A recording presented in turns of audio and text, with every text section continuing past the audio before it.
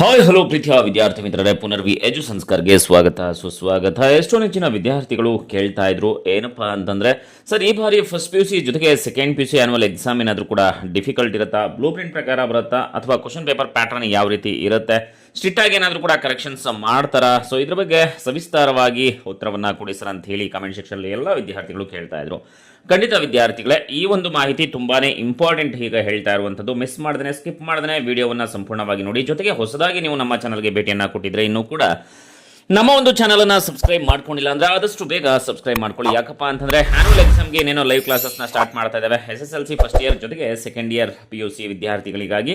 ಹಾಗೆಯೇ second PUC pass ಆದ ನಂತರ ಡಿಗ್ರಿಗೂ ಕೂಡ ನೋಟ್ಸ್ಗಳನ್ನು ಕೊಡ್ತೇವೆ. ಡಿಗ್ರಿನಲ್ಲಿ ನಿಮಗೆ ಯಾವುದೇ ರೀತಿಯಾದಂಥ ನೋಟ್ಸ್ಗಳನ್ನು ಕೊಡೋದಿಲ್ಲ, ಆದರೆ ಪುನರ್ವಿ ಎಜು ಸಂಸ್ಕಾರ ಚಾನಲ್ನ ಮುಖಾಂತರ ಡಿಗ್ರಿ ನೋಟ್ಸ್ಗಳನ್ನು ಕೂಡ ಪ್ರೊವೈಡ್ ಮಾಡ್ತವೆ. ಹಾಗೆಯೇ ಡಿಸ್ಕ್ರಿಪ್ಷನ್ ಬಾಕ್ಸ್ ನಲ್ಲಿ ಟೆಲಿಗ್ರಾಮ್ ಲಿಂಕ್ ಇದೆ, ಇನ್ಸ್ಟಾಗ್ರಾಮ್ ಲಿಂಕ್ ಇದೆ, ಮಿಸ್ ಮಾಡದೇ ಫಾಲೋ ಮಾಡಿ ವಿದ್ಯಾರ್ಥಿಗಳೇ. ಸೊ ಬನ್ನಿ ಈಗ ನಿಮ್ಮ ಪ್ರಶ್ನೆಗಳಿಗೆ ಉತ್ತರಗಳನ್ನ ನೋಡ್ತಾ ಹೋಗೋಣ. ವಿದ್ಯಾರ್ಥಿಗಳ ಮೊದಲ ಪ್ರಶ್ನೆ ಏನಪ್ಪಾ ಅಂತಂದ್ರೆ, ಸರ್ ಈ ಬಾರಿ ಆನ್ಯುವಲ್ ಎಕ್ಸಾಮ್ ಏನಾದ್ರೂ ಕೂಡ PUCಗೆ ಡಿಫಿಕಲ್ಟ್ ಇರುತ್ತಾ ಅಂತ ಕೇಳ್ತಾ ಇದ್ರು. ವಿದ್ಯಾರ್ಥಿಗಳೇ, ಖಂಡಿತವಾಗಿಯೂ ಕೂಡ ಈ ಬಾರಿ ಆನ್ಯುವಲ್ ಎಕ್ಸಾಮ್ 2025ರಲ್ಲಿ ನಡೆಯುವಂತಹ ವಾರ್ಷಿಕ ಪರೀಕ್ಷೆ ತುಂಬ ಕಠಿಣವಾಗಿರುತ್ತೆ. ಯಾಕಪ್ಪ ಅಂತಂದರೆ ಪರೀಕ್ಷಾ ಕೊಠಡಿಯಲ್ಲಿ ನೀವು ಪರೀಕ್ಷೆ ಬರಿತಾ ಇರುವಂತಹ ಸಂದರ್ಭದಲ್ಲಿ ಮೇಲ್ವಿಚಾರಕರು ಜೊತೆಗೆ ವೆಬ್ಕಾಸ್ಟ್ ಕೂಡ ಮಾಡ್ತಾ ಇರ್ತಾರೆ.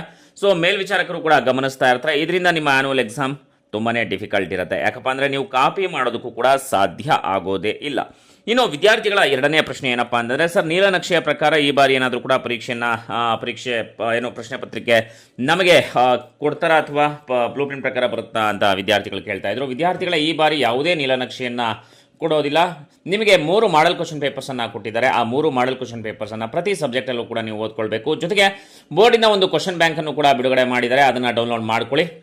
ಅದಕ್ಕೆ ನಾನು ನಿಮಗೆ ಆನ್ಸರ್ಸ್ನು ಕೂಡ ತಿಳಿಸ್ಕೊಡ್ತಾ ಹೋಗ್ತಾ ಇರ್ತೇನೆ ವಿದ್ಯಾರ್ಥಿಗಳೇ.